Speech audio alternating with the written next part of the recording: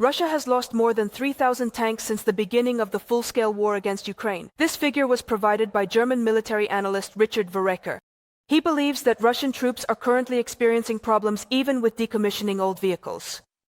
Another military researcher, known by the nickname the Military Watch, has calculated how many aircraft and helicopters both sides have lost in the war. The result leads to interesting conclusions. How long will the technical capabilities of the warring sides last? Let's take a look at the numbers.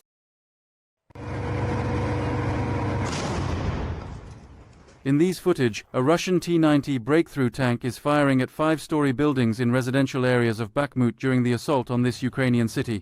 In 2022, Russia deployed maximum forces to the so-called Bakhmut meat grinder, sparing no advanced resources. Сейчас можно сказать, что Т-90 «Прорыв» лучший танк в мире. Он как только на позицию выходит, все.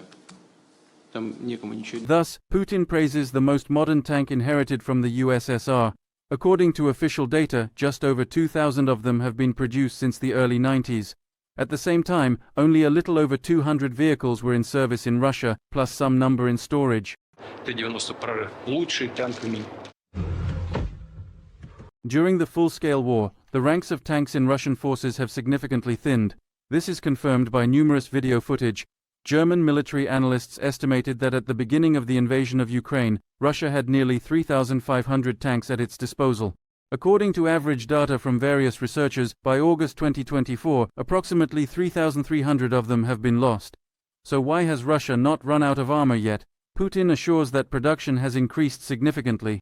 В целом, ОПК продемонстрировал очень хороший результат за предыдущий год-полтора. Производство танков, которыми вы занимаетесь, выросло в 5 раз, не в какие-то проценты, а в 5 раз. Experts from foreign publications, particularly Forbes and Defense24, doubt the reliability of Russian statistics. According to their information, Russia's defense industry is able to produce no more than 400 tanks per year.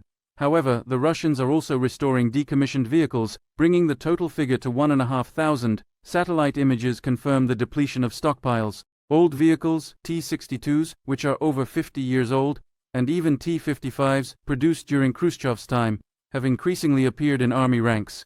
German analyst Richard Verreker analyzes the destroyed models in detail, concluding that Russia is already experiencing problems with decommissioning. Now Russian troops are noticeably conserving their equipment, shooting from concealed positions and using improvised means to defend against drones. But due to the intensification of the Russian offensive, new footage of destroyed Russian tanks is appearing. Meanwhile, Polish military analyst The Military Watch publishes data on the aviation equipment lost in battles, both Russian and Ukrainian. By adding photos and videos from open sources, he compiles tables according to which the Russian aerospace forces have accounted for at least 111 aircraft and 130 helicopters lost during the Great War. The statistics include both shot-down vehicles and cases of accidents. Это что, кого? Наших сбили? Да хуй знает. Both foreign military analysts and representatives of the Ukrainian army agree that the losses in aviation for Russian troops are not as significant as the situation with armored vehicles. The stock of the air fleet is very large. According to average estimates, as of 2023, the Russian aerospace forces had about 4,000 aircraft and helicopters, of which 1,500 were combat aircraft. The Ukrainian air fleet was approximately 10 times smaller. This is currently Russia's main trump card on the battlefield in Ukraine,